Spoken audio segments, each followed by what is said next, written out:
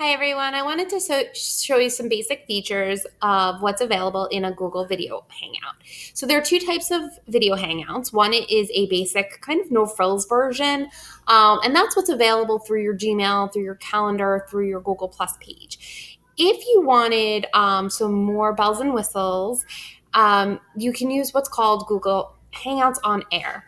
This allows for more applications and features, but it also allows you to stream your video live on your Google Plus page, as well as records it in order to save it for later on your YouTube channel.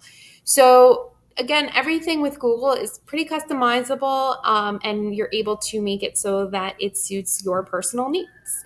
So the first thing I want to show you is your basic toolbar. And if you don't see it on your screen, all you need to do is hover your mouse at the top of the screen and you'll see that this bar pops up. And the first one is the People Plus button. And this allows you to invite participants to your Hangout. So it gives you a link that you can copy and paste publicly so that people can just click the link and join your Hangout. Or you can type in names of your contacts or email addresses and click invite. And it would send those invitations to join your Hangout. This is the microphone button, so you can mute your microphone just by clicking this button. And to unmute it, you would just click it again. If it's red, it means it's being muted.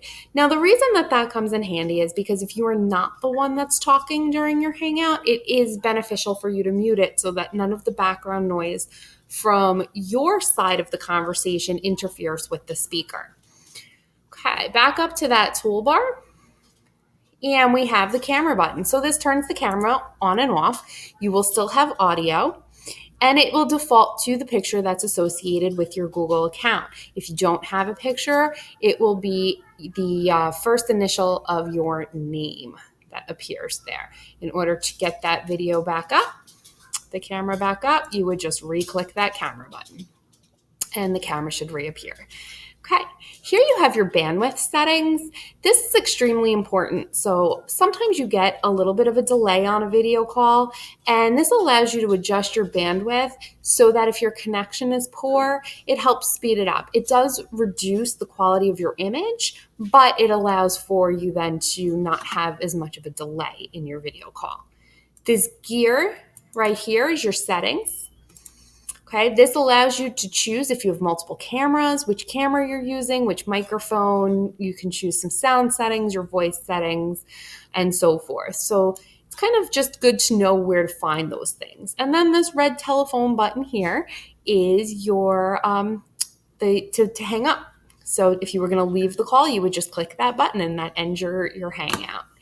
Now, if there were multiple people in my Hangout, their pictures would appear across the bottom of the screen here. So you can see that there's this little box here.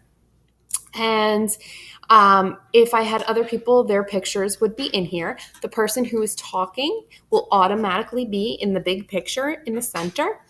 Although if you wanted to choose for someone else to be, regardless of who's speaking, all you would need to do is click on their picture on the bottom. You can have up to 10 or 15 people on the bottom. You can actually have up to 25 participants in your call, but only the top 10 to 15 most active will appear on the bottom of the screen.